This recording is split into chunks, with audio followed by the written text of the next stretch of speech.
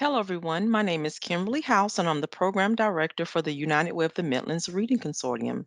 I am so honored to work for an organization that meet the critical needs in the community in the areas of education, healthcare, and financial stability, as well as homelessness.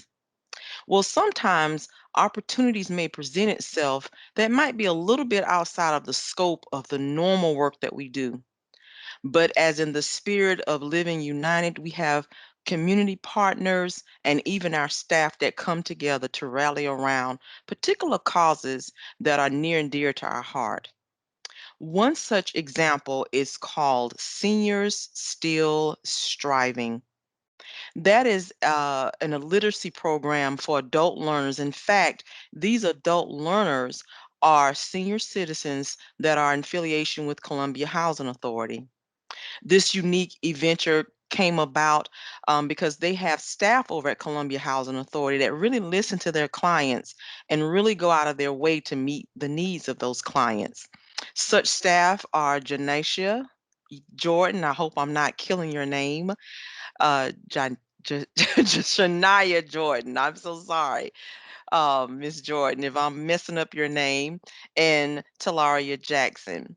The two ladies approached me about some of their seniors who were interested in brushing up their literacy skills so that they can do simple things like read their mail or read information that come to them in reference to their health. Well, I'm just near and dear to helping the community. So I talked to the folks at United Way, and they were, of course, right behind me 100% to rally around the cause and work with Adina Rice, who coordinates efforts under Live United, to kind of help recruit and train volunteers to help with this initiative. We also were blessed to have a consultant by the name of Wendy Evering. She's the assistant principal at AC Moore Elementary School, who agreed to, on a volunteer basis, to train our volunteers to help our adult learners under the SSS group, Seniors Still Striving. So that's just a backdrop of the introductory and how this initiative came about. And once again, I would like to share that I'm so very pleased and happy that not only did our United Way of the Midlands family rally around this cause, but we have community people who came and say, hey, I don't mind helping to volunteer. These volunteer efforts will take place beginning the week of March 29th, and it will end in July. And if the tutee and the community volunteer so wish to desire to continue to work with one another, that is fine with us. But we at least want to get that framework into place. We have Ms. Jordan, Ms. Jackson, again, who will be at Columbia Housing Authority to help with the logistical matters and just to make sure that everything flows very well. We appreciate the fact that they have a meeting space for the volunteer and the 2T to meet. We've connected again with Wendy Evering, who will help me create resource bags for the volunteers. And of course, that MRC team, our MRC team, Midlands Reading Consortium team, who's been helping me to pull resources that will fit the need of the adult learners that we'll be working with. Just so grateful for everyone involved. And again, on behalf of our CEO, Sarah Fawcett, our VP, Jennifer Moore, and everybody at United Way of the Midlands, and the staff and the team over at Columbia Housing Authority. We're just looking so forward to this opportunity, and we hope that we are trendsetters because oftentimes we forget about those seasoned folks. I don't like to use the term elderly, but our seasoned people who may have been kind of left behind. This is just an opportunity to make them feel good about themselves and help them along the way throughout the remaining journey of their life. So again, I want to send a shout out to everyone involved with this process. And just thank you so very much to all of our volunteers, to Ms. Jordan, to Ms. Jackson and Adina Rice for helping with this process and our MRC team. Really, really appreciate you. So after this particular segment of the video, we will move into the interest meeting because we wanted to make sure that our volunteers understand that you will be meeting with these adult learners once a week for 30 minutes to work on the skills to help build their literacy skills. So we had an interest meeting to kind of explain to them about the fact that we will have PPE in place, items to kind of even wipe down the table when you're done, and just other logistical matters that I'm certain our volunteers will have. And then after that part of the video, we will move into the video portion with Wendy Evering training our volunteers. So again, we just thank everybody just rallying around the cause. That's how great things happen in America when everyday people want to come together. They see the issue and they don't mind working towards change. So thank you. Enjoy your day. And next, you'll be privy to the interest meeting video recording. And then after that, you'll see Wendy Evering training our volunteers. Remember to live united, and thank you so very much for all you do in the community. Have a good day.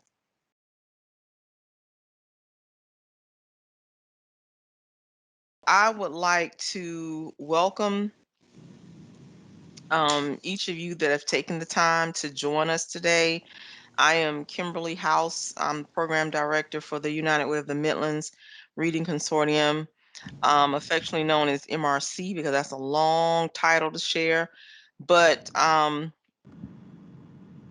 MRC does not really have anything to do with this particular initiative, but I just want to give you a little history.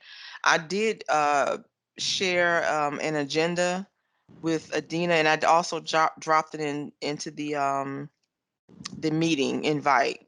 So I hope you all will be able to kind of receive that already. But just to give you a history of how all this came together, we have Ms. Jordan on the call. She's a representative of Columbia Housing Authority, and of course, Adina Rice. Dina works with our volunteers with Always United, and so there was an opportunity that came up where I was asked by Columbia Housing about programs that help seniors. Um, seniors who, want to improve their reading skills. And it was difficult to find anything. As you know, a lot of monies are being poured into early childhood learning, and things for adult learners are somewhat scarce. Funding is one of the reasons, but another is getting trained volunteers to be able to work with adult learners, because of course it's a different technique to do that. So we just came together, met a couple of times, kind of brainstorm how this would look. And the beauty of it is there's a location. Dean and I went last week and met um, Miss Jordan and Miss Jones, right? Miss Jones there. Jackson. Yeah, Jackson. I was close there. And we met some of the residents at the high rise on Reed Street who are interested in participating. They're all males so far. And so the goal is very nice, seasoned gentlemen. I don't like to use the term elderly. I like the word seasoned. Y'all hear me say that a couple of times because we have some folks that's 70 and they still real spicy about life. So we're gonna call them seasoned because we can always learn something from them. But they were excited about the opportunities to come and be a part of this. And so thus was birthed the Seniors Still Striving. It's an adult learning initiative.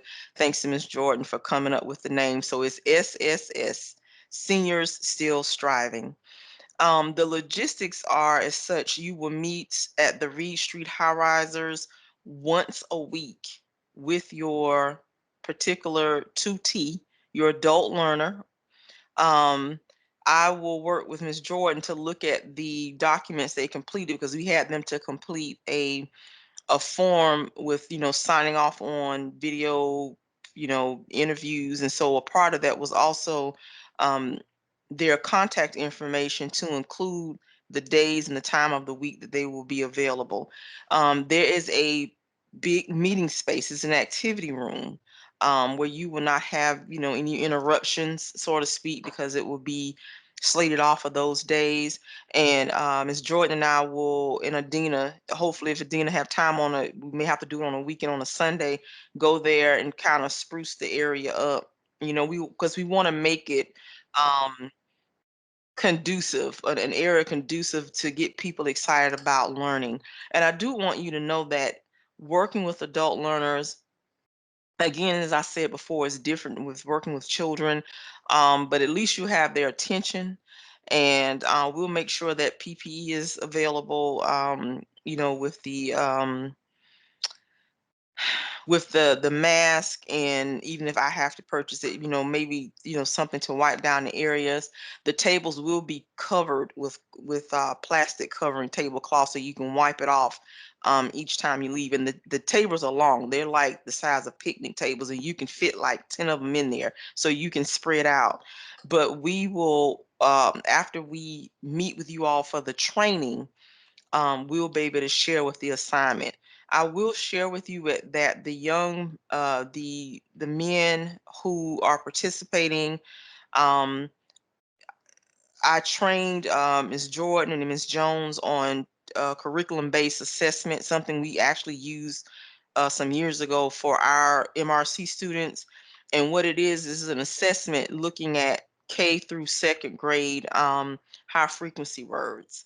And I will share with you that all of the assessments that I saw, they only recognize some of the high frequency words for an individual who was in K first and second. So with that being said, none of these, adult learners graduated from high school, could not have been if they could not recognize those words. We're not expecting anyone to be teachers. However, with some of the basic skills that you will learn in your training, we're hoping that this will help cultivate uh, a teaching, so to speak. I'm trying to be careful with my words, so that the adult learners will learn how to decipher words. They will learn how to recognize certain words and be able to do a total recall. And as you know, we're never too old to learn. We are always lifelong learners. And one thing about adults, if you work with them long enough, they'll be able to have what we call total recall. um, you can't imagine, as all of us on this call, we know how to read. It has to be difficult looking at a word and you don't know what it is. But again, when you're looking at certain populations in our communities, unfortunately, um, these seasoned men had to may have dropped out of school. And even looking 50 years ago, a lot of programs they have in place now, they did not have that back then. Even if you were a problem child, you were placed in special education classes. They didn't have all these policies in place to protect children who learn different. I don't believe anyone has a learning disability, so to speak. We just learn differently. And if we tap into the way that person learn and their pattern of learning, they can excel. So we're not expecting you to be these teachers and move them on to college. That's not the case. Just help them be able to identify letters, the sound of those letters, and to identify basic words, and even how to learn how to decipher the words. Um, with that being said, you will be a part of a training on March 18th, and that training will start at 6:30. I do have an educator. She's been in the field for 15 years. She will volunteer. She trains our MRC volunteers, in fact, but she will volunteer to train our volunteers working with the adult learners, because again, it's a different technique and everything takes time. With that being said, we're looking at, and I talked to Ms. Jordan about you all starting maybe the week of March 29th and working with them up until maybe June or July, once a week for maybe 30 minutes. And if you go a little over, that's fine, because I don't think that they work, and it will be during the day. Nothing will be in the evening. It will be during the daytime. Like, we're trying to keep it in the hours of what we call a regular school day. And if you all should bond and want to continue to work together, that will be fine. The space and the resources will be available. I do have a lot of resources here at United Way. And so as you meet with your adult learner, I do plan on creating packets for them. I will have like a little MRC bag, and in that bag, based upon the training from, her name is Wendy Evering. She's an assistant principal over at AC Moore. The items that she trained you all on, I will have those items in a bag packed for you. I will have things like worksheets to help you with the letter sound recognition. And once you meet your adult learner, that first session will be somewhat of an icebreaker, because even though all of us here, I don't think any of us on this call are certified teachers, so to speak, but we read enough to know kind of what to gauge where our starting point will be. And I think the best starting point will be to start with that letter sound recognition. Even the CBM, the curriculum based assessment, I will give you all a copy of it so that you can see and work with those adult learners on those high frequency words. And once they learn those words, they will be able to start reading, the short story type books. But I will make sure that I look for material that are not kiddie, because we don't want to me, it's kind of humiliating to give them like a kiddie book. So I will work with Miss Evering to look for books for adult learners, and I will also reach out to Newberry County Literacy.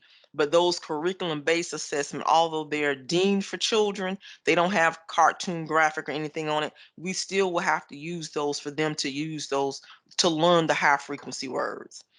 And believe it or not, high frequency words are the word list that the state newspaper, live by. The rule is that you do not print wording or verbiage or text that a person in at least eighth grade cannot read. So we're going to kind of stick with that rule, so that they can feel better about themselves. I would like to say that I do commend each of you for even stepping up the plate to do this. There's a need. And I hope that by you all being trendsetters, this can lead to something else, to see that our community we really owe it to our senior citizens. We really do, because they've had to endure things, especially people of color. I'm just being transparent. They've had to endure things that other people have not had to endure. And that's overall for senior citizens. Just think about before the laws came out that you had to be paid a certain wage. You think about that. I think about my grandmother who earned $5 a week working in someone's home back in the 40s, $5 a week, and she was there for 6 7 hours a day, and she graduated from high school, but nobody told her that she can do anything different. They just like, you better go find a white family to work for. No offense, Sandra, I'm being transparent, but I'm just saying that's what she was told.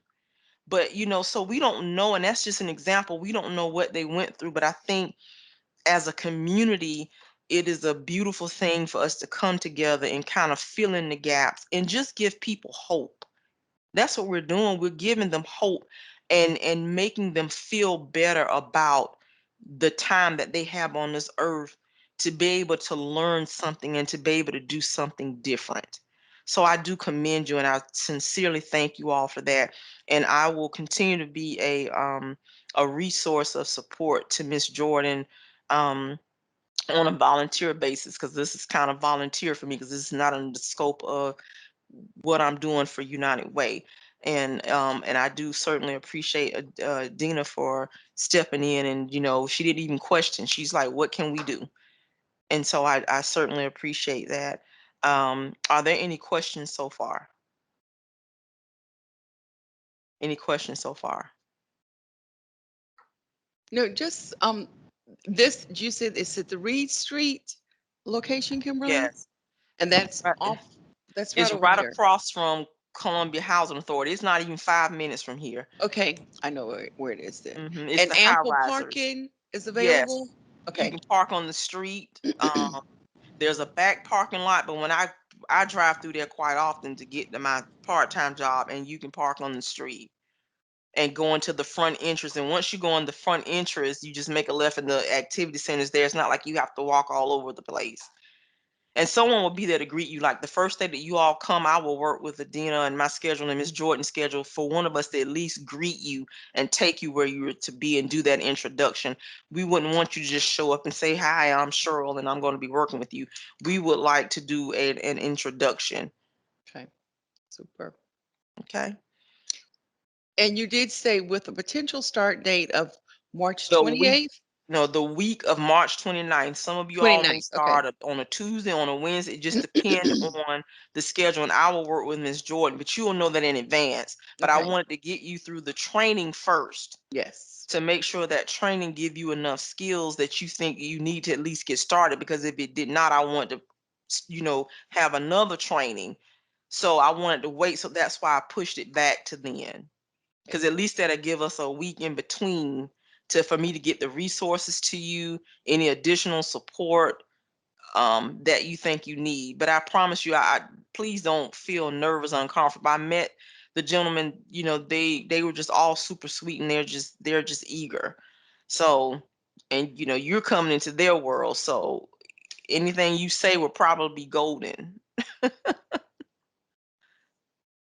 Miss Jordan, do you have anything you would like to share?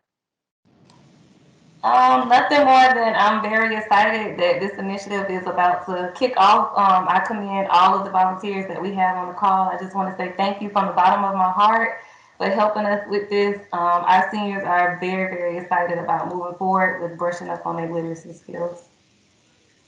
Okay. Any other questions? Because I know this, we allotted 45 minutes for this meeting, but it won't take that long. Any other questions? The meat of everything will be on the 29th when you work with the consultant who will train you. I do have a question. Hmm. If there are other individuals, if I know someone who may be interested, will they have access, say, to this recording and be able to still sign up for the training and all Sure. that? The training, that's endless. Mm-hmm. Teams, I think, hold up to like 100 people. Anybody can participate on that training, but it's just that whoever attends the training, those are the first ones we will assign to the adult learner. Because I think Mm-hmm. now we have, what, five. So the Okay. the folks that's in the training, because I don't want to, like, if I'm going to record that training, but I prefer to start with the folks that are on that call at that time of signing, and then as Ms. Jordan receive more referrals, I can just send them that training link, and they can look at it and then get started. But we can start with the core group that's on that training on the 18th at 6:30. So y'all make sure y'all are on that training, um, and it will only be an hour. I did ensure that, I talked with her and told her to make sure she can put that content within an hour. And then if we have to come back for Q&A, you will be able to ask questions. But if we have to come back, we can come back for Q&A, because I know that's kind of late in the evening. But we were working with multiple schedules, and that was like the best that we can come up with. And you'll give us the packets once we go through the training. We'll get the packets Yes, before we yes, meet with our adult learners, yes, right? So we'll have an opportunity yes, to kind of look through the packets and get familiar yes. with them. Yes, and see that again, that would give me time, because that's on the 18th. So that Friday, I would get the packets from her and start like building your portfolio of information. And then between the 22nd and 24th, I will put your names on it, because I'll work with Miss Jordan to kind of match the volunteers up. And so, I mean, the volunteers to the adult learner, and then I'll have your name on the outside of the bag, because I would prefer you to keep the bag, Okay. because I don't want them to, lose it or misplace the material, so you can take it with you each time.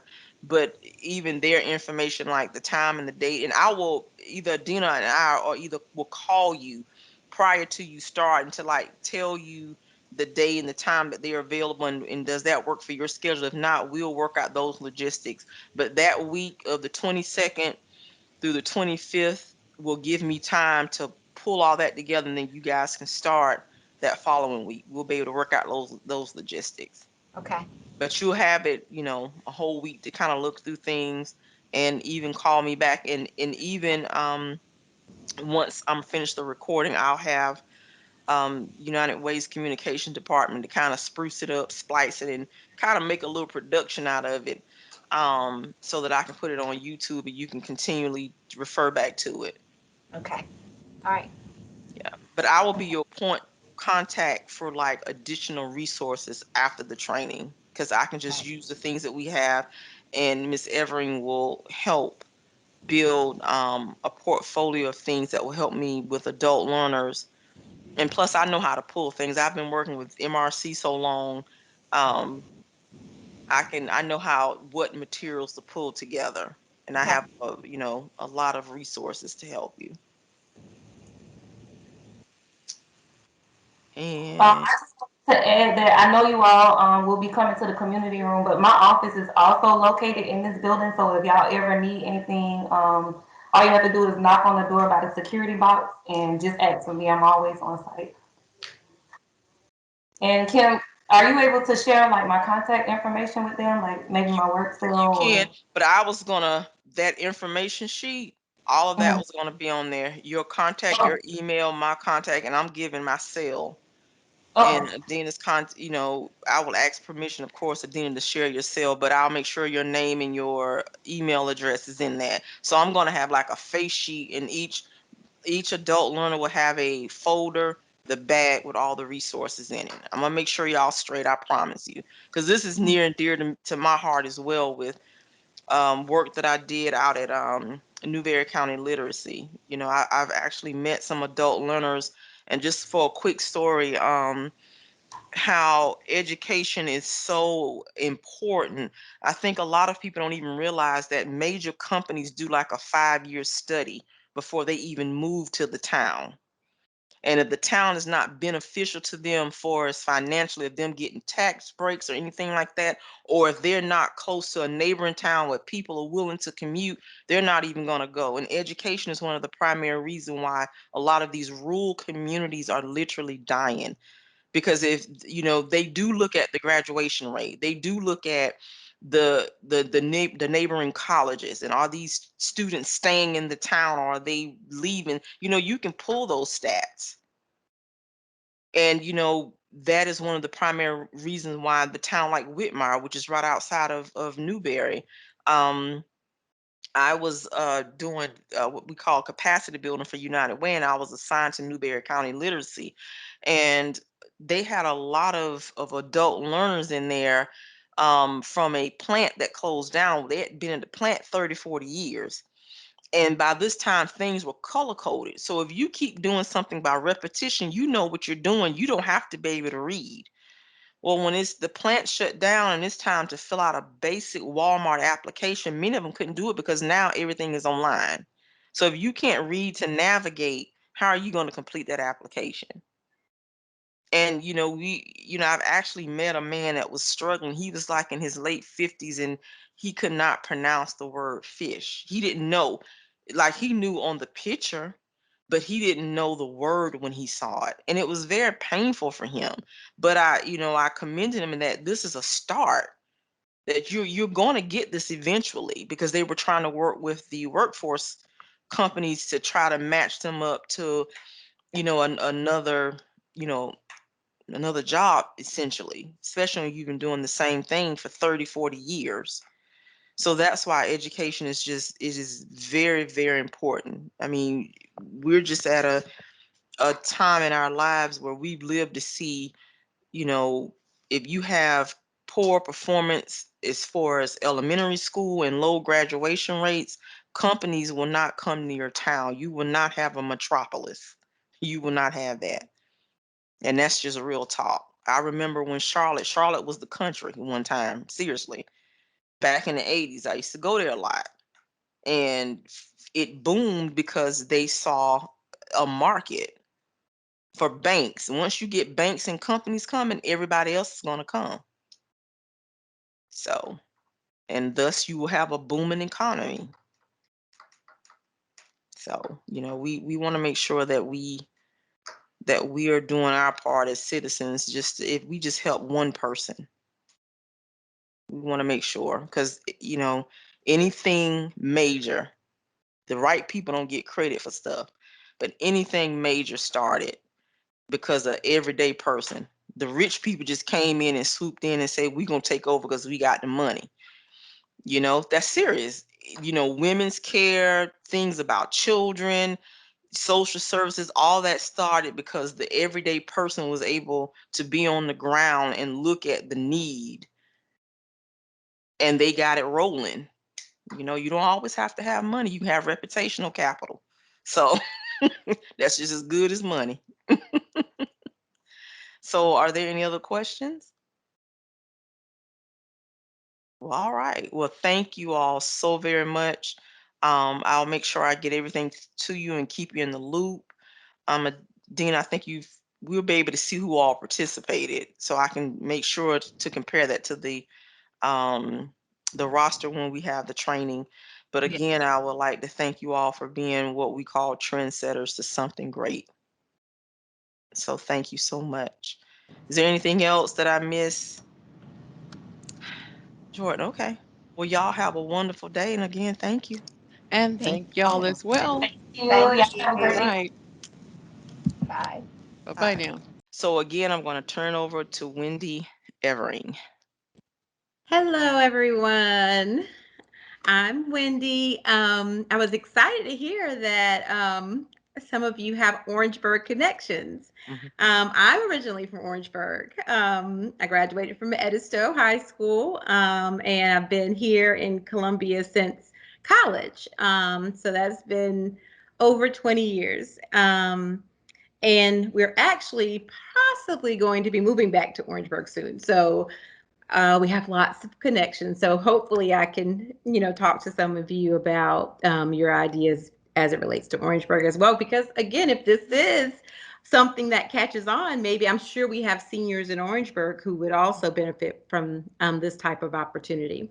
So as Kimberly mentioned, we met each other several years ago, and she has been just such um, a wonderful resource. We appreciate what she does for our students. The volunteers are so very committed, and they are changing lives within our school. So when she mentioned this opportunity to work with seniors, I was like, oh my goodness, I'm excited. So I'm going to share a PowerPoint that I created and tailored for or to our seniors. And I was listening to some of what she said about some of the assessments. So we'll talk a little bit about assessments, but the wonderful thing is that that's already been done. So I don't know if anyone would like to ask a question or share anything before we get started. So I'll give you 1 second to see if there's anything anyone wants to share. And now I'm going to share my screen, and we'll get started with the presentation.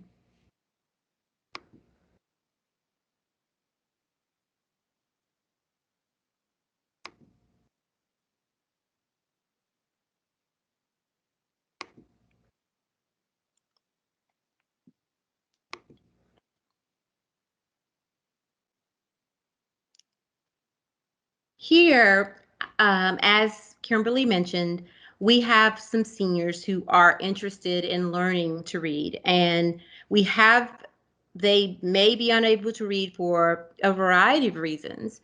And as we get to know them, we'll learn a little bit more about their stories. And so, with that, the relationship piece is very important because as you learn why they may have never learned to read, we are then able to best understand how best to help them. So here, this is our opportunity to learn a little bit about teaching people to read and how or what they would be interested in. Seniors still striving. As we discuss teaching our seniors to read, the seniors who are 65 and older. We're going to think about tips for our tutors. We'll talk a little bit about the assessments that are necessary to know where our seniors are and what they already know and what they are ready to learn, so that they're able to do some of the things that we sometimes take for granted. We I also have a link for an interest survey to kind of assess what they do when they may attempt to read or if they've tried to read. We are also going to talk a little bit about maybe presenting the opportunity of them possibly getting a library card if they don't already have one. We'll review some of the resources that are available online, and we'll discuss some of the things that we can do with our seniors as they are learning to read. Here, as I stated, we'll start with tips for tutors. As with anyone learning something new, it's very important to always be patient. Um, it takes patience because, again, we don't know their stories. We don't know why they're unable to read. And also, we may not know if they have, if there's something that may be a soft spot, or they may be sensitive about the fact that they are 65 or older and unable to read. As we are being patient with them, and as we do with our grandchildren or our children, it's also very important to be positive. Sometimes, as we think about our parents or our children or anyone who may be struggling with anything, sometimes it's easy to get on or to reflect on the negative and reflect on why they are unable to read. But if we can redirect them and help them focus on the opportunity or the positives as it relates to your relationship with them as a tutor, that will definitely make it a lot easier to help them. As we are being positive and patient, it is also very important to remember they may be sensitive. So it's very important for us to be very respectful as we approach this topic, the issue, and as we think about ways to best help them. As we are embarking on this adventure, on this journey, it is also important for us to remember to be creative.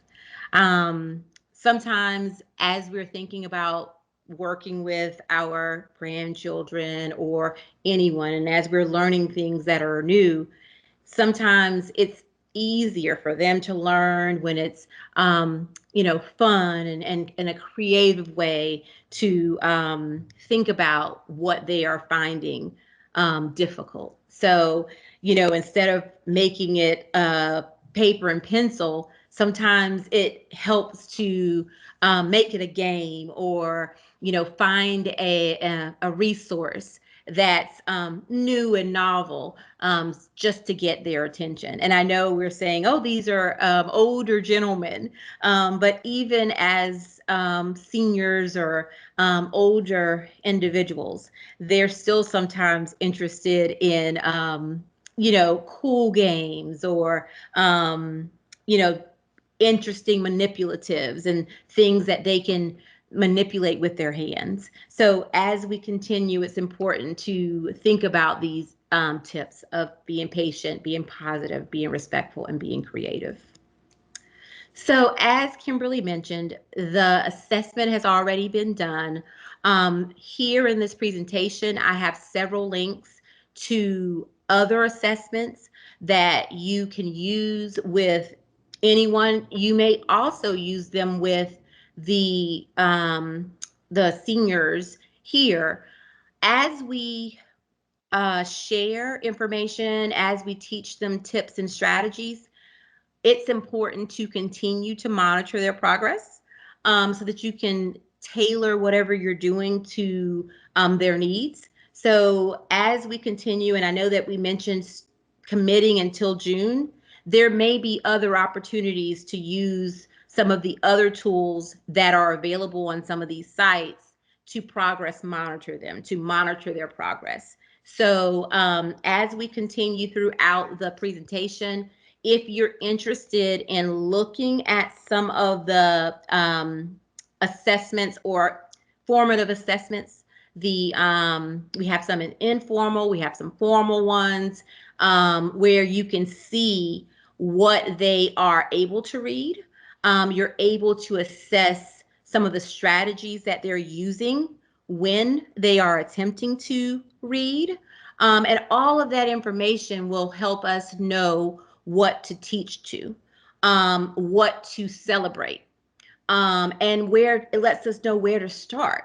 So if we know that they're able to identify letters, then there's no need to even think about doing anything that would help them learn those. So as we continue to talk about teaching them to read, we'll think about some of the assessments if you're interested in learning more about assessments or monitoring their progress. As I stated earlier, as we looked at the agenda, we will, this link takes you to the Burke reading interview. This reading interview will help you get to know the senior that you'll be working with, but it will also help you learn what they think they do when they get to difficult words. It will let you know if they just totally avoid reading altogether because they found it to be just entirely too difficult. Or you may learn that they do, or they can read a little bit and they're just interested in improving their fluency or improving their comprehension. Maybe they have a grandchild that they're interested in reading to. So they're interested in becoming a more fluent reader so that their grandchild's more interested in listening to their bedtime stories. So as we get to know them, we'll learn, why they are now interested in doing the work necessary to become a better reader. So here, this link will take us to where you would go with your reader to get that library card. If you find that they've never had the opportunity to own a library card, that in itself can really energize and help our volunteer or help our readers really see that this opportunity with you can unlock so many doors. And just having that library card allows them to just have access to so many resources, access to the world. They can travel around the world. They can discover favorite authors. It's just opens the door to so many possibilities.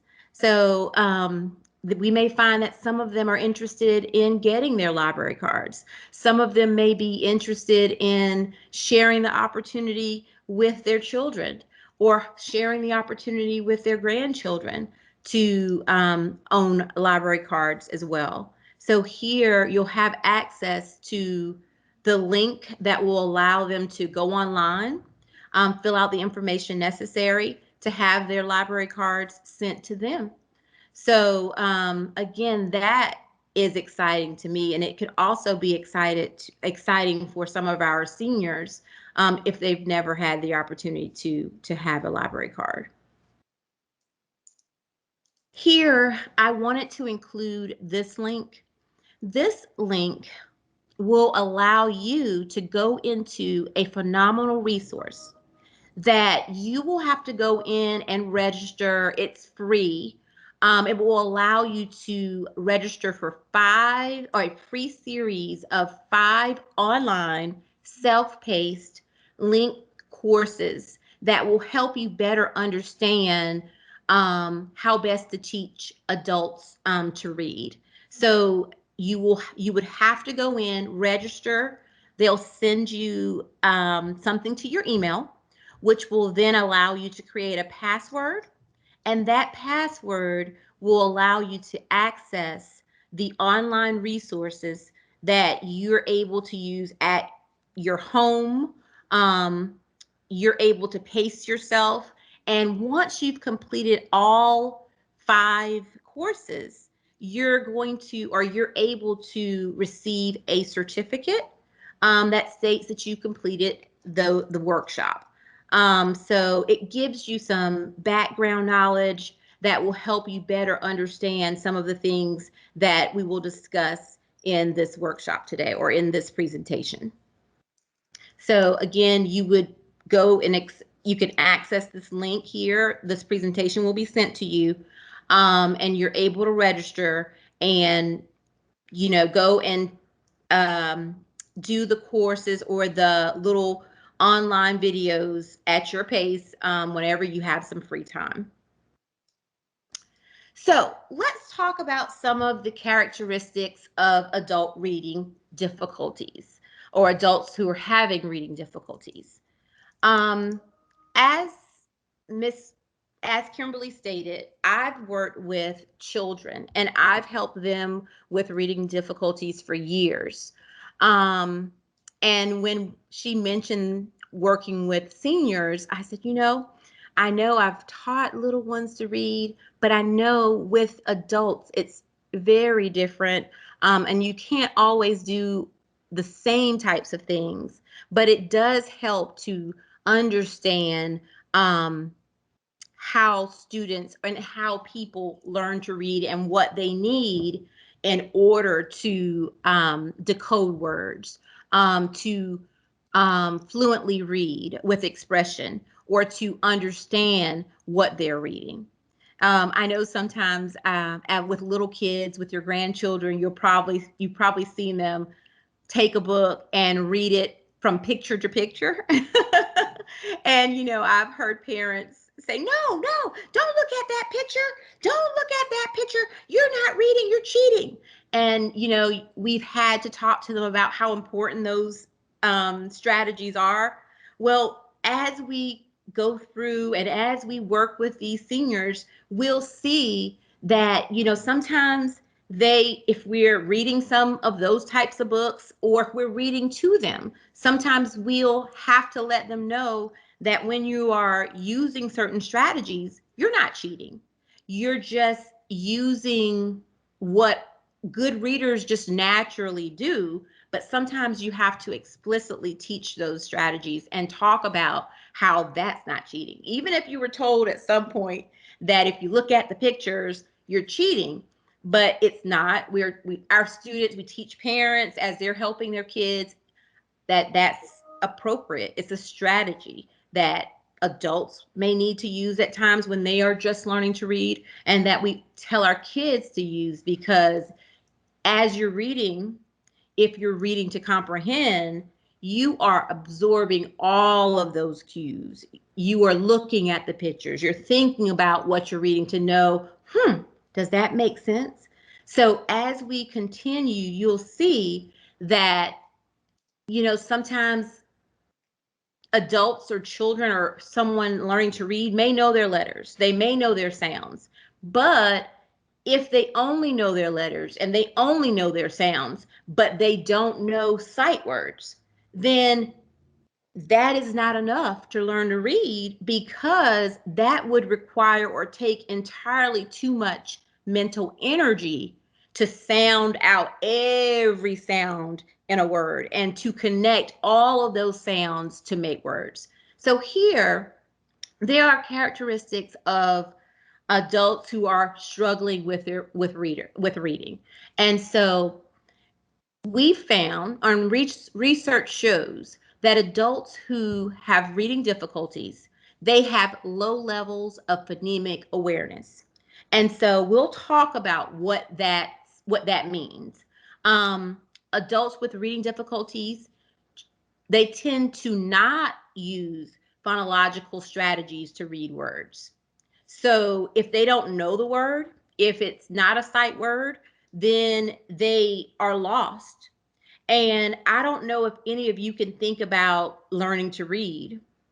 If we go back to when we were in school, um, if you were never taught strategically or um, like when I was at USC, they were focusing on whole language. And at that time, they would say, oh, just immerse children in good books and into literacy, and they will just naturally learn to read. Well, people who struggle or adults with reading difficulties, they you can read great books to them until you are blue in the face, but they don't have the basics.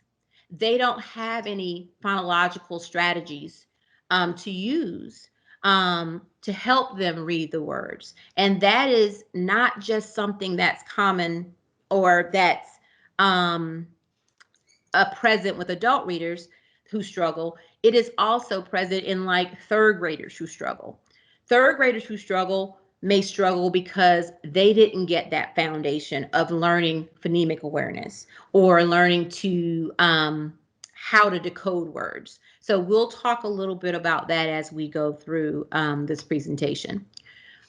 We've learned that adults with reading difficulties perform lower than reading age matched children. So I know as I was speaking to Kimberly about their curriculum based assessment, she mentioned that, you know, it's kind of like they're reading on a first grade level, but they are, even though that they are reading on a first grade level, sometimes they're unable to even decode a book that's written on a first grade level because they research is showing that even though they may be on that first grade level as like a normal first grader, they would still have difficulty because they didn't learn the phonics or the phonemic awareness that that first grader may have learned in kindergarten or that they may be learning in first grade. So we sometimes will have to go back and fill in those little gaps so that they are then more confident and they are more willing to try to decode some of those words. Adults who struggle with their reading, they tend to rely on sight words. And so with that, that causes them to never really try to figure out difficult words. So as I've shared that, did any of those ideas or thoughts make you think of anything in particular? Or do you have any questions so far? I do. I raised my hand. Um, Wendy, I would like to say too that there's no cognitive delay issues with any of the seniors. I thought I would share that. But the second thing is too that a lot of us on this call, we became strong readers as we matriculated through school because anyone born prior to 1970, you know, they learned by remembering the words, Yes. the high frequency words, because it was Sally, Dick, and Jane. That's how I learned to read, Yes. using the Sally, Dick, and Jane series. So there was no teaching how to decipher words. I learned to read by memory, and as I guess went along through school, I learned how to decipher words. But I Yes. don't recall anyone teaching me that. I just Right. learned somehow along the way. But a lot of us learned based on memory of these words. The words was constantly put in our face. No, Yes. you know, I don't know whether you all remember, but you had to write, we had spelling tests. They don't do that now too much. But you had to write the word like 10 times. If I write something 10 times and look at it 10 times, I'm going to remember that word. But Exactly. that's not a strong skill that's just not the end all be all skills we do need to teach anyone who's learning how to read, how to decipher words. Yes. And Kimberly, you are correct. If when I was first, or when we were in our methods courses at USC, and they'd ask us that question, how did you learn to read? And because I did not learn to read the way I now teach children to read, I learned just as you just described. We just memorized words, we had spelling tests.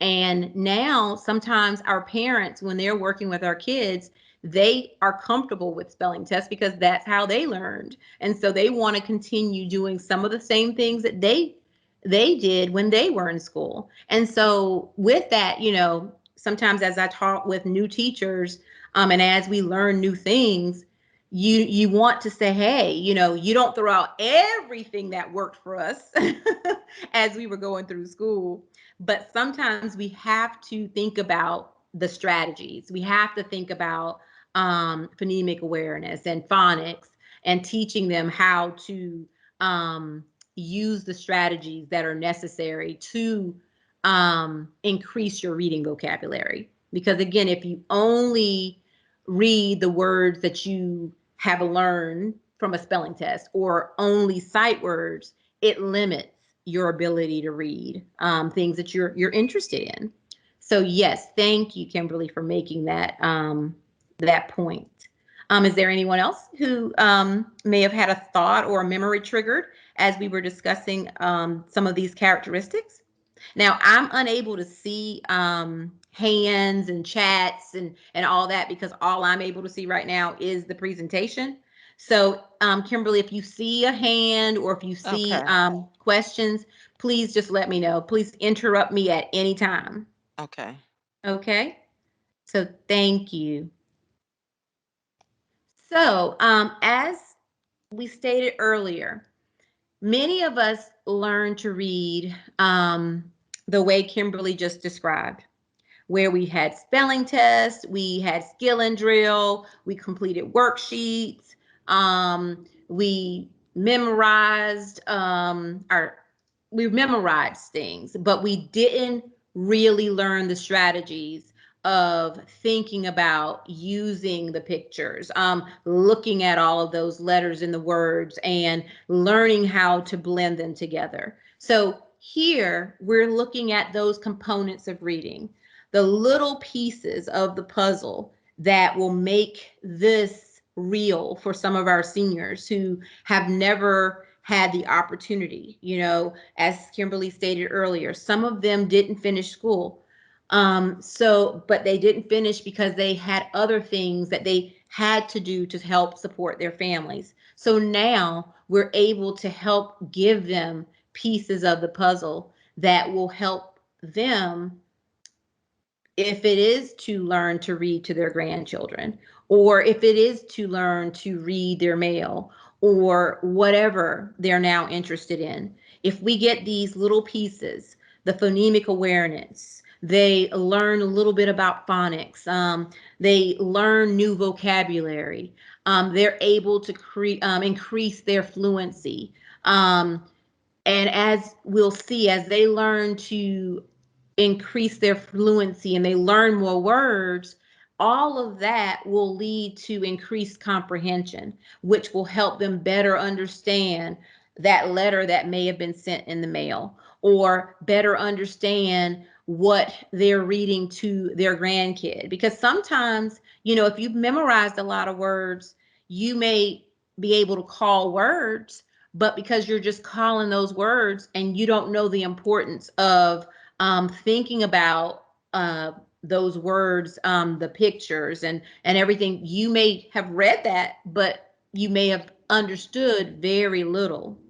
So we'll learn that that comprehension piece is very, very important, and how the little pieces of the puzzle will free up mental energy so that if they know those sounds and they have strategies for blending different word parts together so that they can figure out those unknown words, but then they also have those sight words that they already know, then they're able to use that available mental energy to increase their comprehension.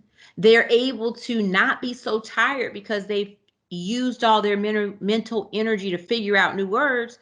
They'll say, oh, you know what? Let me go look in the dictionary and I can go and figure out what that word really means so that I can totally understand what I'm reading. I've seen with third grade students, I have a third grade son, how sometimes when they're focusing all of their energy on decoding, when they come to a word that they don't know the meaning of, they're like, you know what?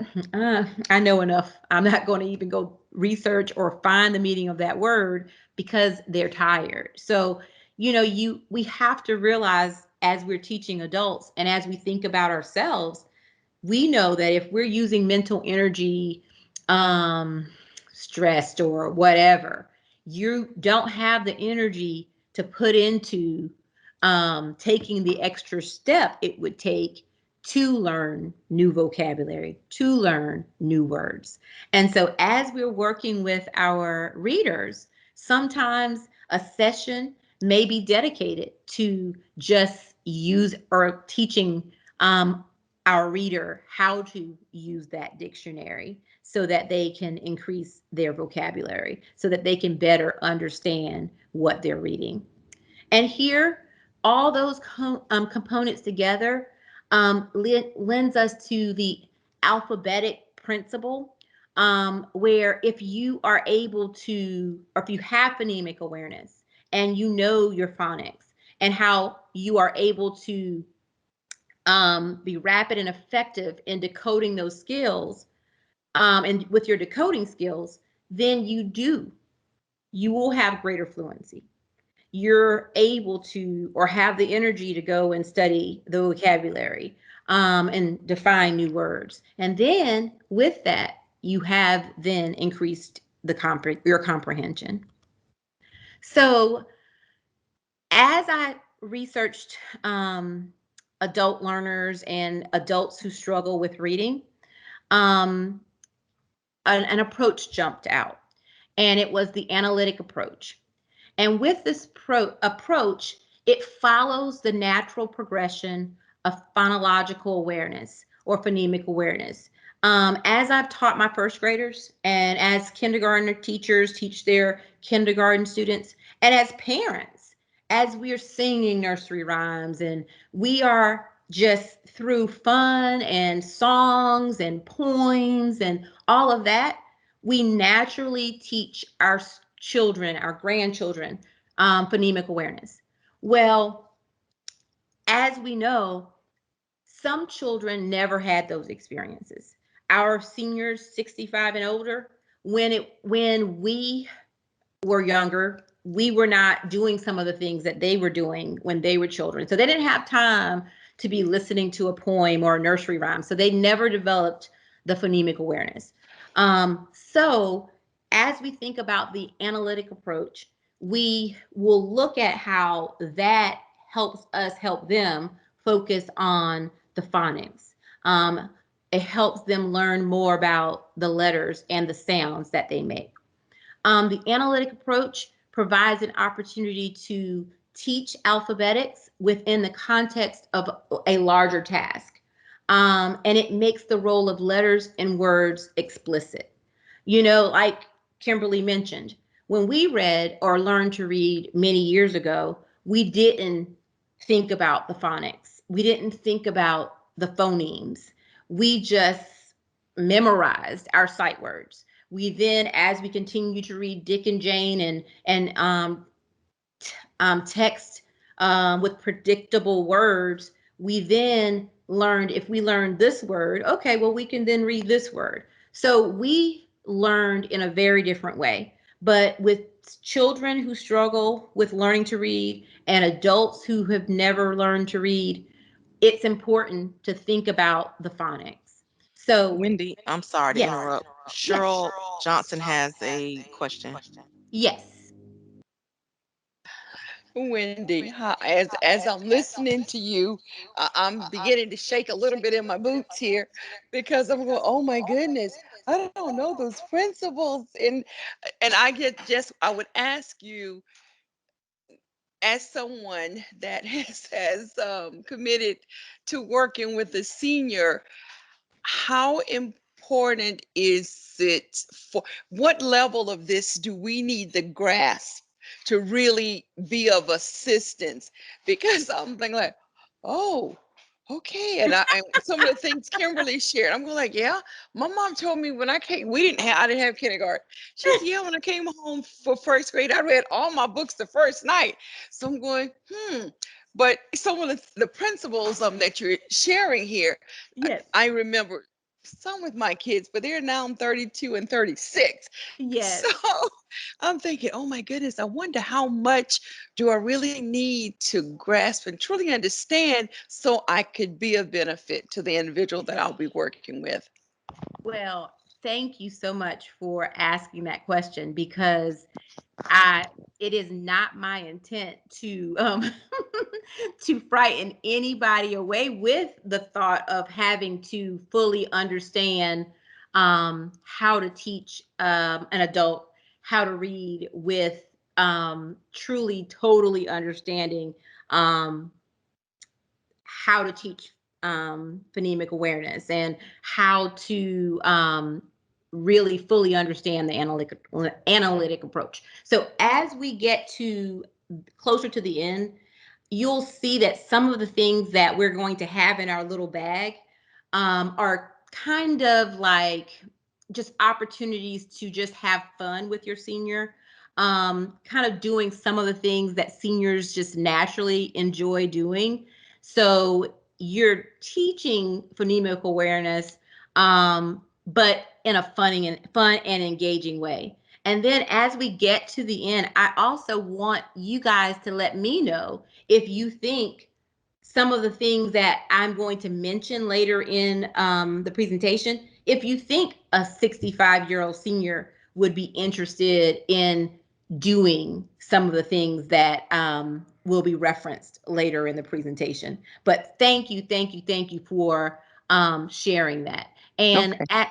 with that, even some of the things that we did with our grandchildren or our children that we didn't even know we were doing to teach phonemic awareness, like when we sang or recited nursery rhymes. Now, that was a huge part of teaching them phonemic awareness, but you didn't know that you were teaching them how to rhyme and how important it is to know rhyming words.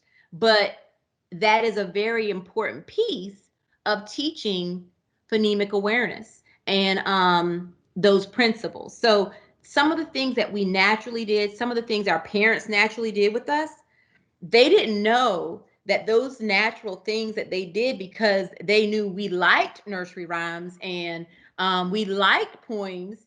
But like your mom said, when you went to kindergarten, they didn't have to teach you how to read because you were already reading because mommy, I don't know, but you can tell me, mommy probably read a lot of books and you guys probably sang a lot of nursery rhymes and you did a lot of those fun things before you even started school.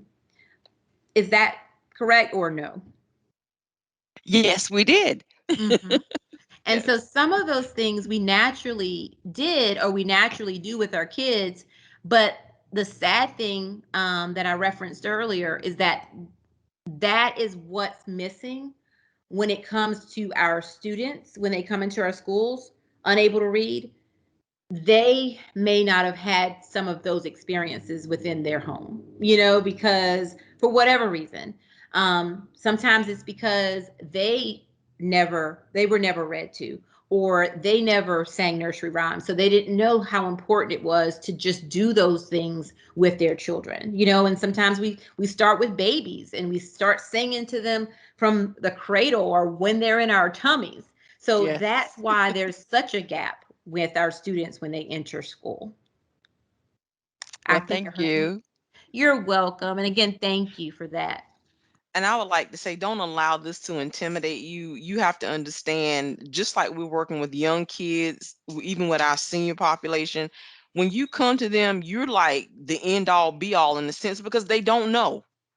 Right. So, so even if you are not really thinking about it as readers, you're going to teach a person how to decode a word because have you ever sat with your grand or your child or your niece and nephew and say, look at this Tyrannosaurus Rex. That's a Right. hard word, but you sit and you break it down and that's teaching that skill. And it's the same with the seniors. So don't feel intimidated. Although um, Wendy is giving you a lot of technical terms because she's an educator, there are actually things that you do every day when you interact with young people. Yes. Yes, that is true. So that is something to remember.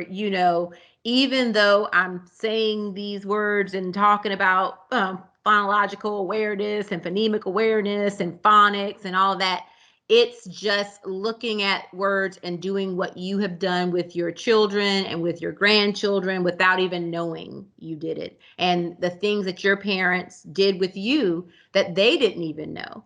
I often tell some of my teachers at the school, we think that all of our kids, or all the kids in our community and all the kids in the world, have the opportunities that we did, or that our parents, or that we provided our children. But the sad thing is that there's so many little ones and so many seniors that didn't have those opportunities. And that is why at this time they are just having the opportunity to slow down and just do something for themselves. Some of them have had to worry about their families from the time they were 5. My mom grew up on a farm, and she said, during harvest time, they didn't always go to school. She didn't drop out or didn't have to stay out to take care of her family, but she did feel that she was missing some things because she had to stay out of school, because when there was a crop in the field, they had to help the family.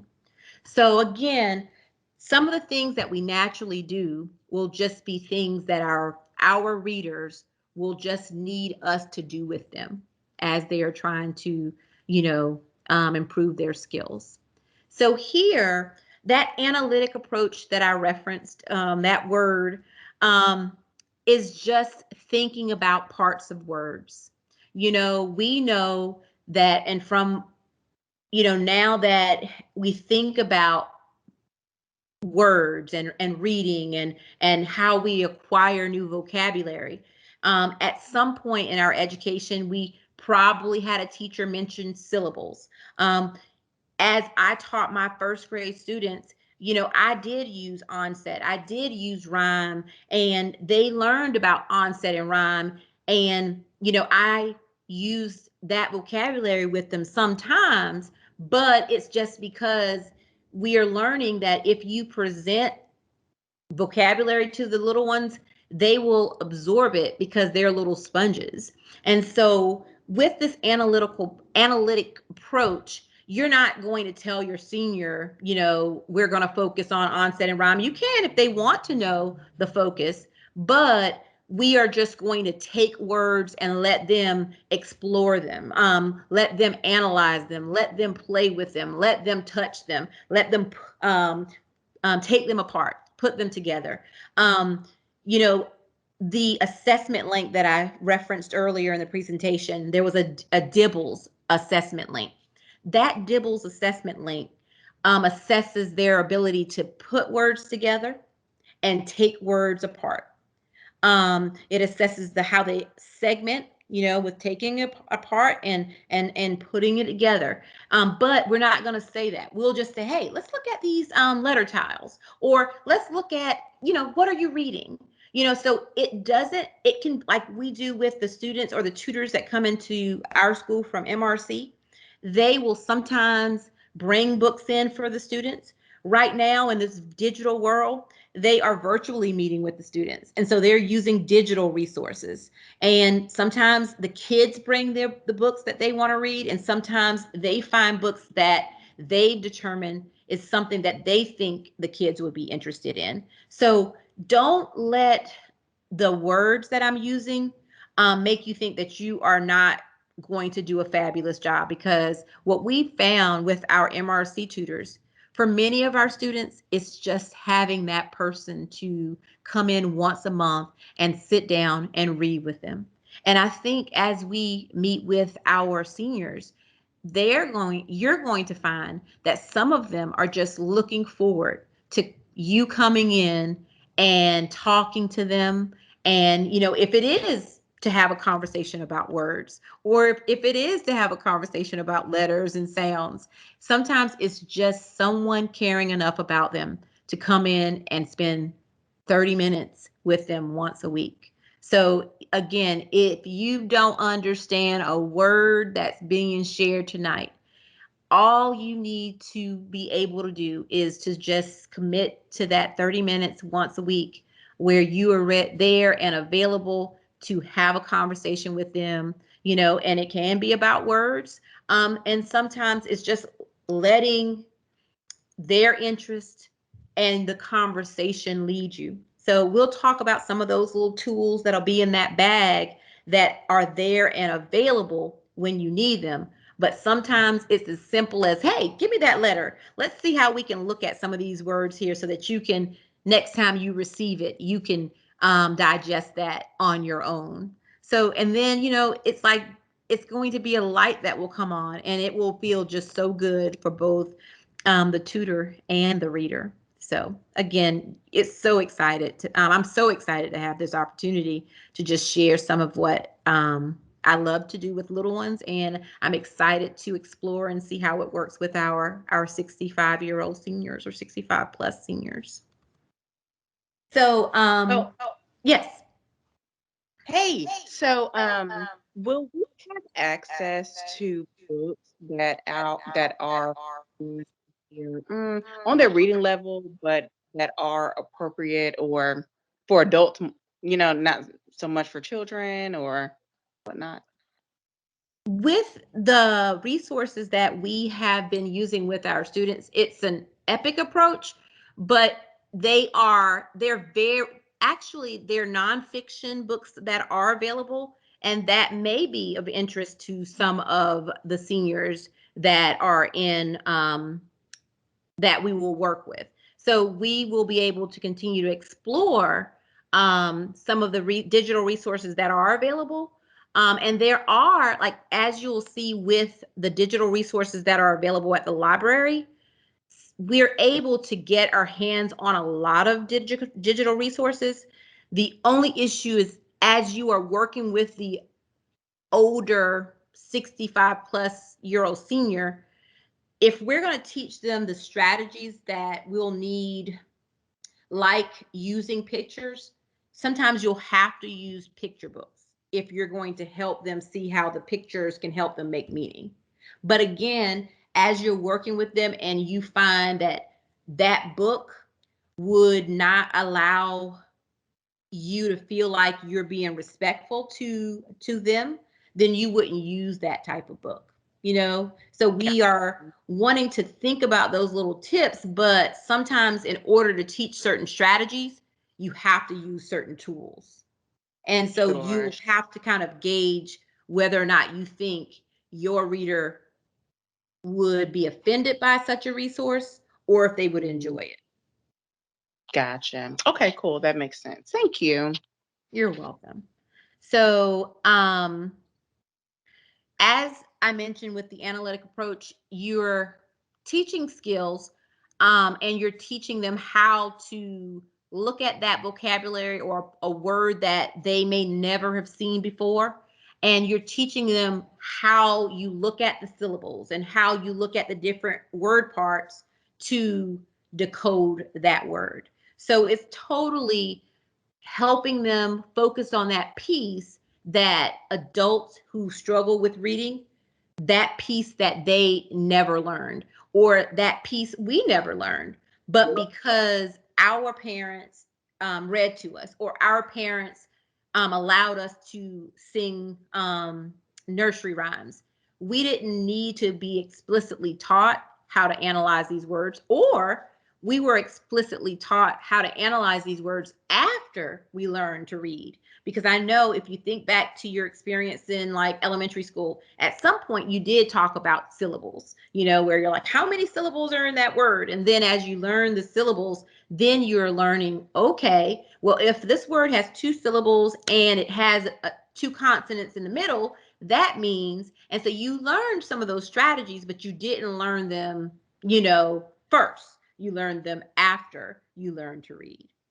So, to the question that someone mentioned earlier, do you need to know the principles and the strategies in order to help your reader?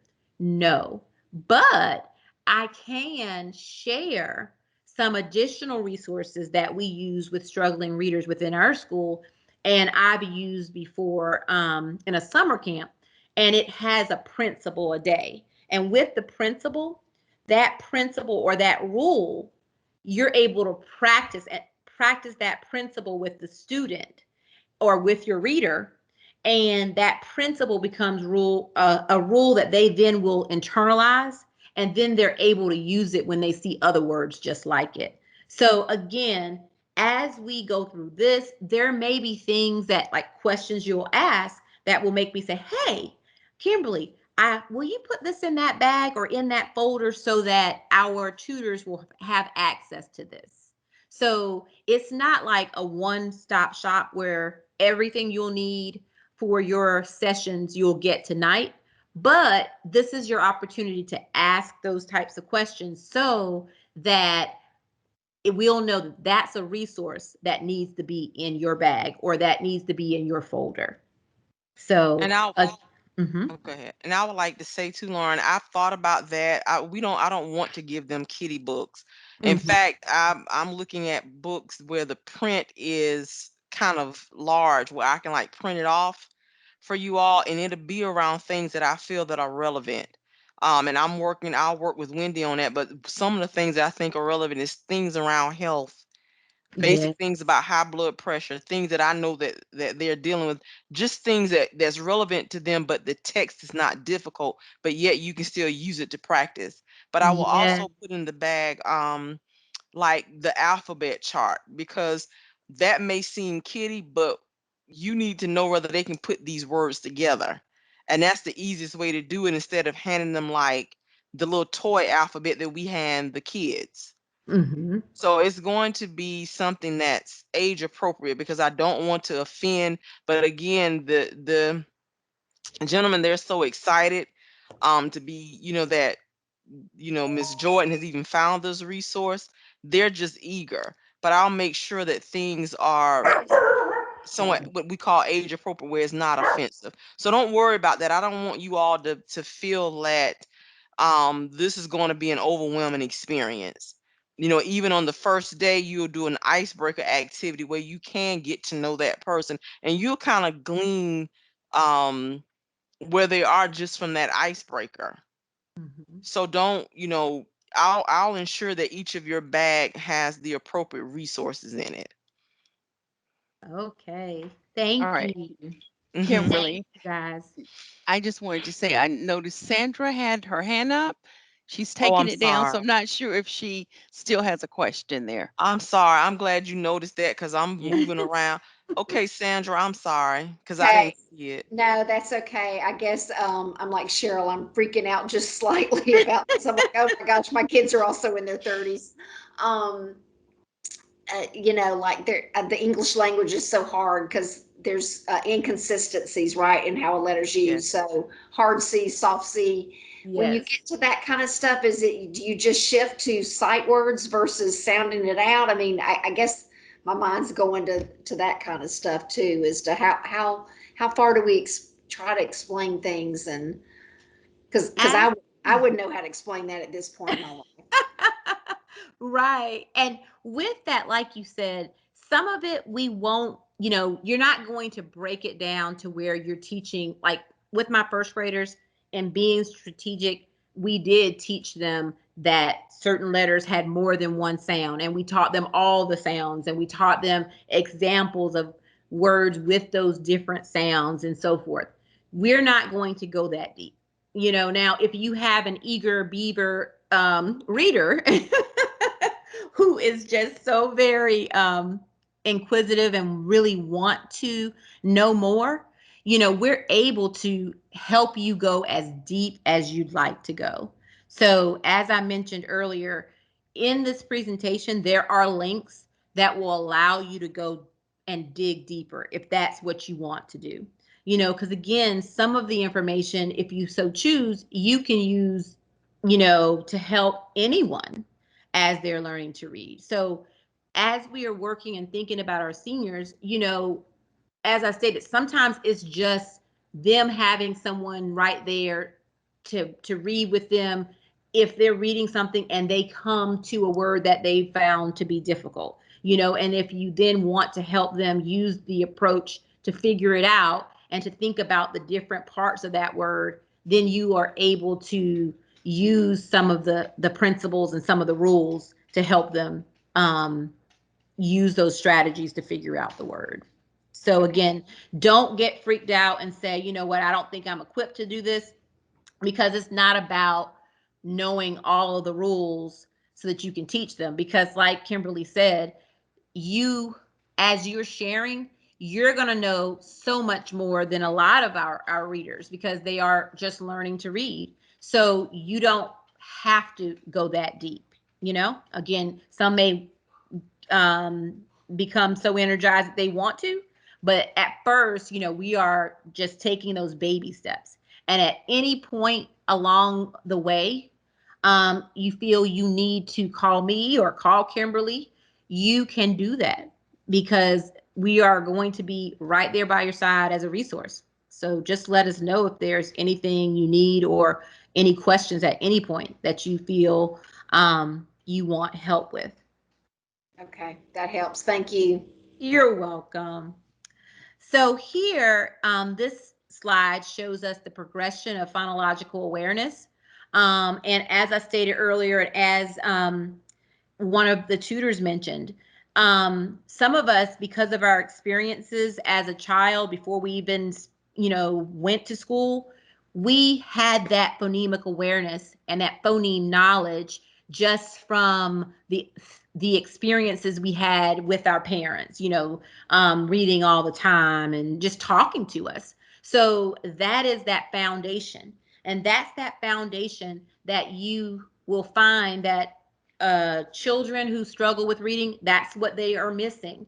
Or adults that struggle with reading, that's that foundation that they're missing, and that's what we can help them with. But again, it's not something that is so foreign, and we don't have to use the big terms, but you'll see that it's just those word parts. And to learn some of those little rules will really help them solve unfamiliar words.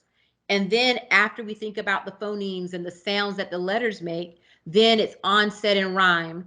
And we also learned that even before we entered school, because you're singing nursery rhymes, and as you sing those rhymes, those nursery rhymes, we learn how to rhyme words. A lot of our kids, in singing songs and rapping and all that, they're just naturally able to hear the sounds in words, and to hear rhyme. But that is also a part of phonemic awareness, is being able to hear the different sounds at the beginning of a word and at the end of the word.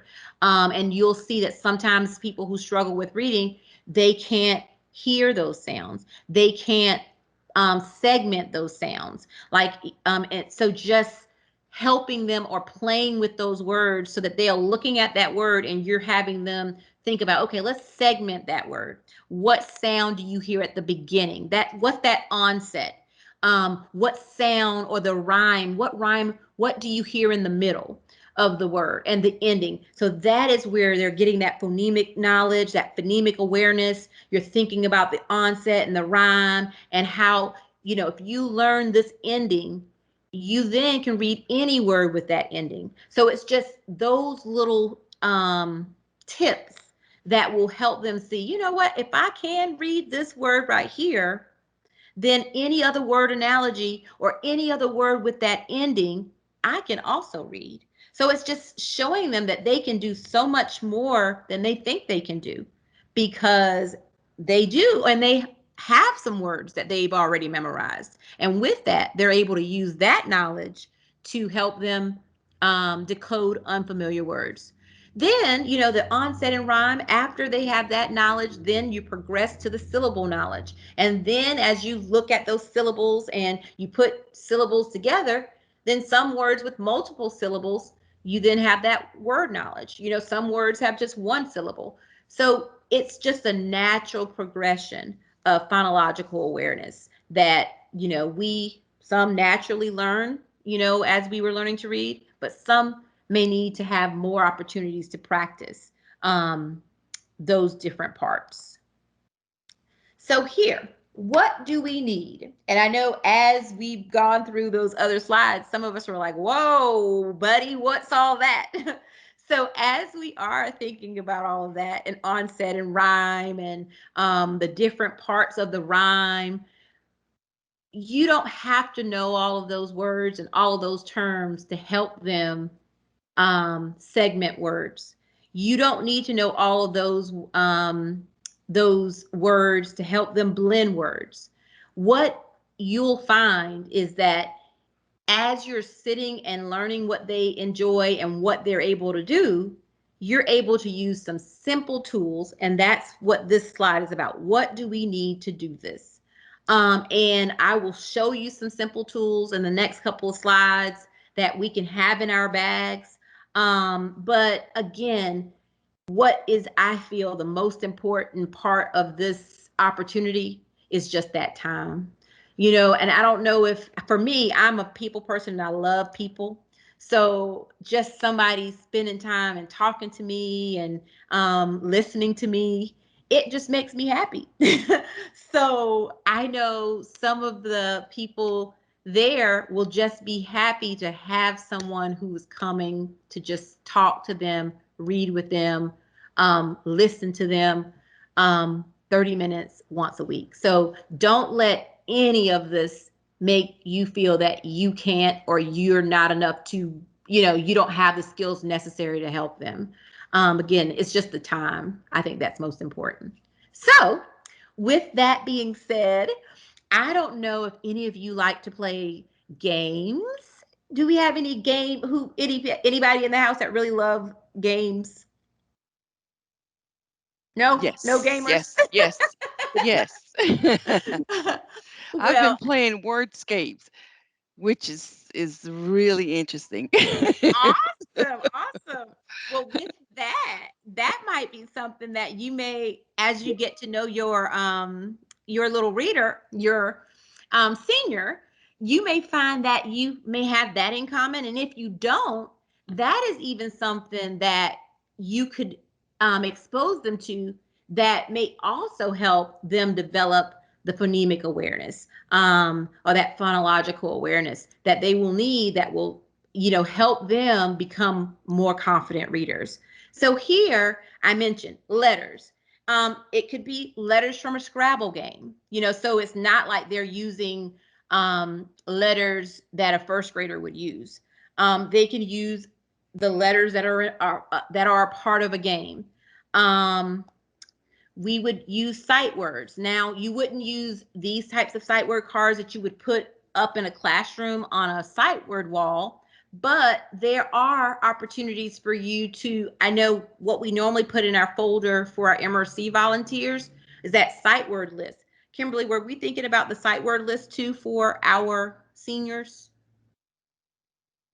Yes, we were. I had it on mute. Um, yes, I am going to include the sight word because those words are part of that curriculum based Mm-hmm. assessment. And Mm-hmm. also, I'm going to do like the word wall because like word like seeing the ing words, those types of things. Mm-hmm. And now that you that you put the letters in the slide, I didn't think about Scrabble. Not that I will order that, but maybe getting the alphabet, the little magnetic alphabet, isn't ideal because you can play games and it doesn't seem Mm. like you're doing something childish. We can say let's spell this word using Right. these letters. So almost like Scrabble. So okay. Yes. So, like, with these things that we would think, oh, some of just the Scrabble letters or just sight words will help them, build their confidence. Because again, the more words that they can recognize by sight, the less time and energy it will take them to have to, because again, with sight words, many of them you cannot decode.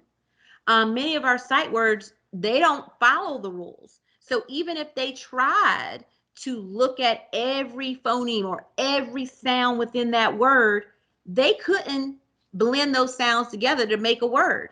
You know, as a first grade teacher, we call them in our program that we use to teach our kids, we call those words outlaw words. And we call them outlaw words because they didn't follow the rules. So if you taught them the rules and you taught or you're teaching your seniors the principles, the sight words don't follow the rules. Many of them don't follow the rules, not all of them. Many of them don't follow the rules, and some of them it's impossible to blend. Whereas some you can, but not all of them. So just having an opportunity for them to look at sight words. One thing that I know that sometimes because um, seniors can be competitive, and sometimes it's like, okay, let's see who can, with sight words, who can read it first. Or, you know, let's see who's going to have more at the end. It's just making it fun and just playing games with some of the words and letters. Here, there are onset and rhyme tiles that you can use to help them think about onsets and rhyme. I mentioned earlier that many of them will have some words that they can read. Well, if you teach them about onset and rhyme, they'll learn that if you leave the ending but change the onset, if you can read this book, then you can, or if you can read this word book, then you can read this word cook because you just changed the onset. So just some of those little games of making words, you know, with those Scrabble tiles or those magnetic letters, those opportunities will show them, hey, you know what? I am able to read more than I thought I could, which then they are excited because they're making progress. It builds their confidence. And then they're like, you know what? I can't wait until my tutor comes back next week. You know, so they're just excited because they're seeing the progress. As Kimberly mentioned, a composition notebook. The cool thing about a composition notebook, and that I've always loved in using one, is that you're able to track the progress. And it's not necessarily for you, but they're able to track their progress. They can see what they were able to do in June, or they can see what they were able to do is March. They can see what they were able to do in April, and then they're able to see how much they've grown in June.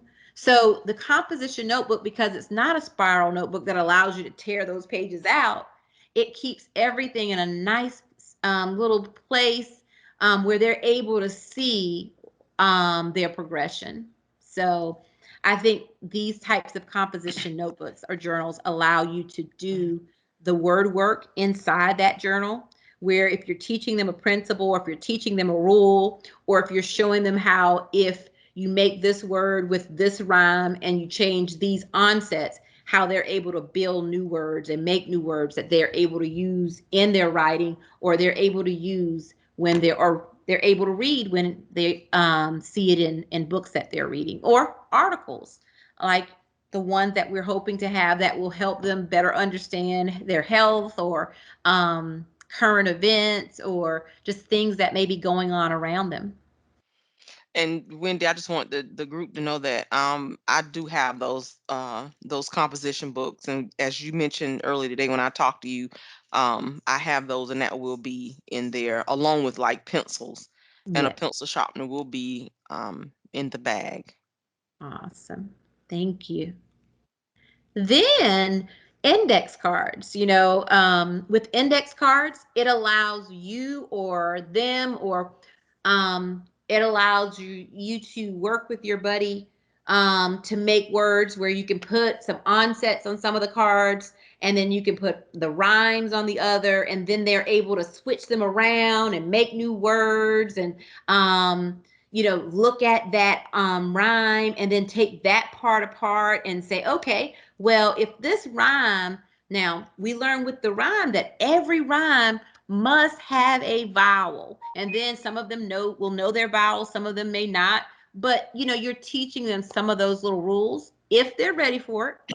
If not, you can play other games. So you're gauging the interest of your reader. You'll find that they like certain games, and you'll find that there are certain things they're not interested in doing at all. And like I said, some of them are just interested in maybe listening to you read, or some of them may be interested in having you listen to them read some of the things that they're able to read.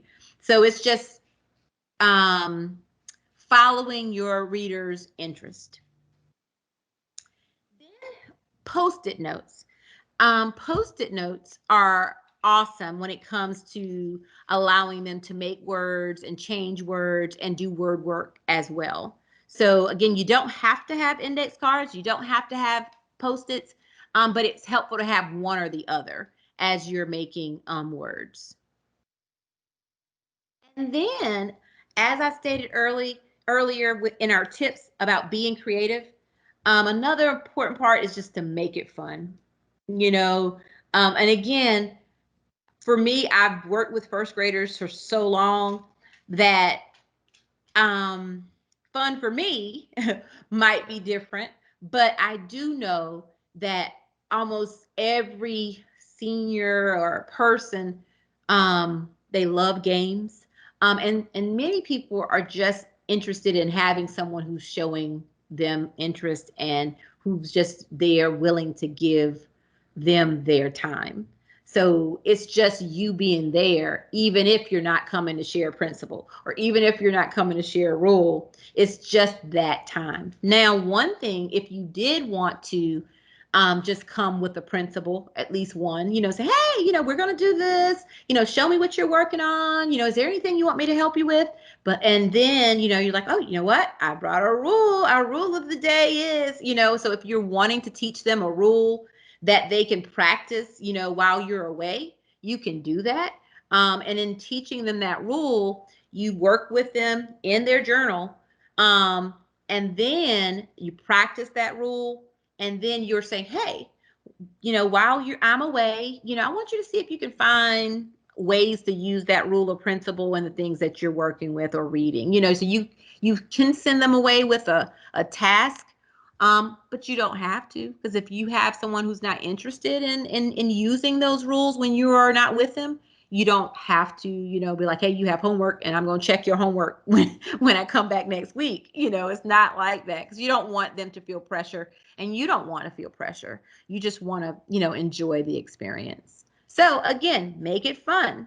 So as we stated earlier, you can make it fun by making words with little Scrabble tiles. And what I found, sometimes you can find some of these games, but there'll be things in your bag.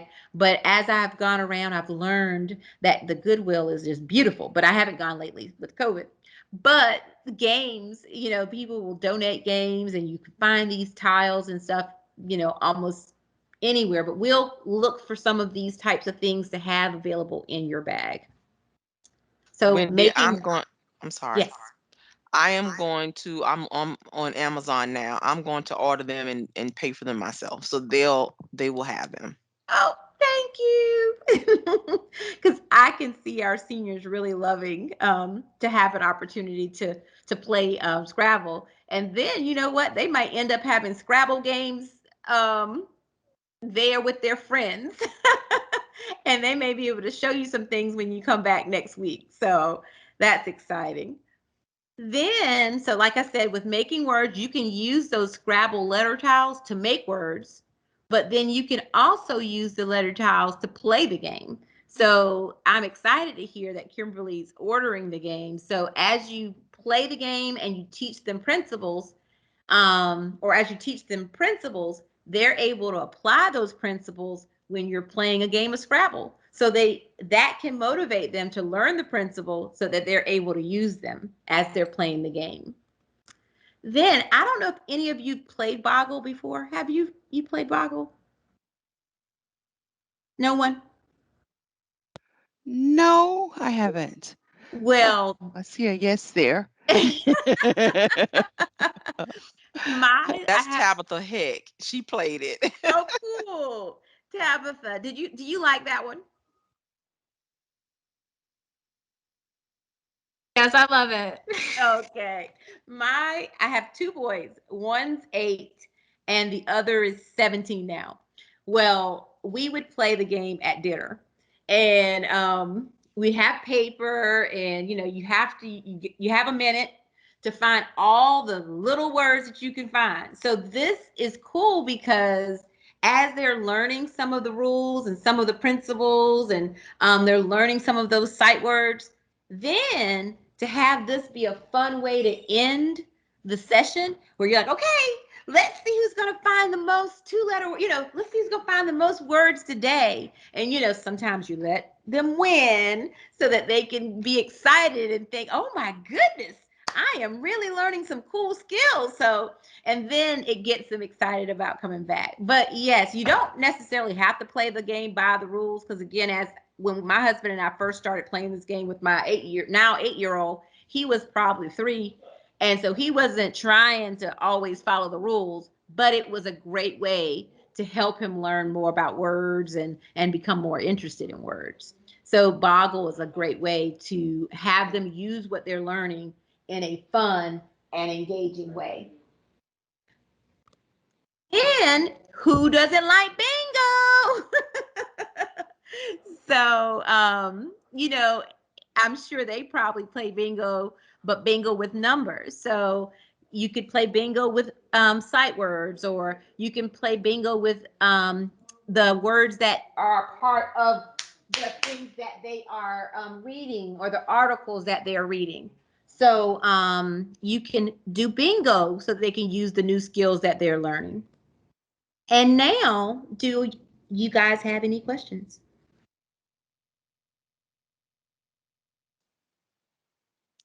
Well, I know it's late, and I do appreciate everyone holding on. But again, please know that I hope this is not causing anyone to feel uncomfortable. This to me will be no different than working with young people that you work with, because we're not expecting you to, you know, have this like, oh, they're going to be doing this and they're going to be doing that. It's just taking the time to help a senior citizen learn something new. They're not like have dementia or anything, because I think the oldest might be 70. Right. But they're just, like I said, they were men who had to drop out of school. So I don't want you to feel that way. And they're very excited and they're eager. So I do appreciate you guys holding on, and all of the resources that Wendy mentioned, they will be in your bag.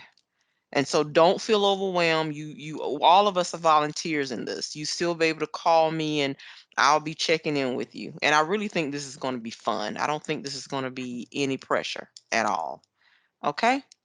So, with that being said, I want to thank you so very much, Wendy, for taking time out of your schedule to get this going. Yes. And thank you to all of the volunteers. And I'm going to get to ordering some of the stuff that she talked about. Okay. All right. Thank you All right. all. Thank you Thank you all. Have a guys. good night. Have a good night.